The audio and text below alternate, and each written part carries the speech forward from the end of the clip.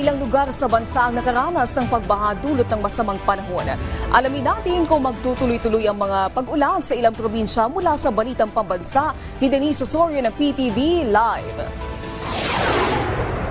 Naomi, inaasahan ang malakas na pag-ulan sa susunod na mga araw sa bandang Central at Southern Luzon at Eastern Visayas. Ayon sa Philippine Atmospheric and Geophysical and Astronomical Services Administration o PAG-ASA, bunsod ito ng shear line at ng ITCZ o Intertropical Convergence Zone at ang hanging amihan.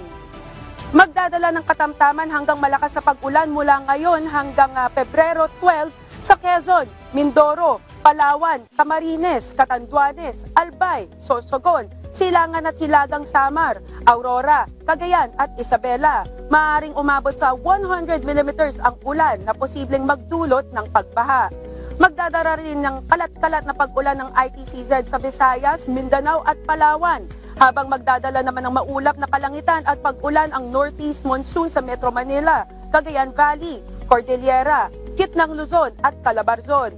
Ang ibang lugar naman ay maaaring makaranas ng mahinang ulan o pag-ambon. Babala ng PAG-ASA, mag-ingat sa mga flash floods, lalo na sa mga lugar sa Bicol Region dahil sa hirap ng sumipsip ng tubig ulan ang lupa. Kapag sunod-sunod kasi yung mga pag-ulan, walang hinto yung mga pag-ulan,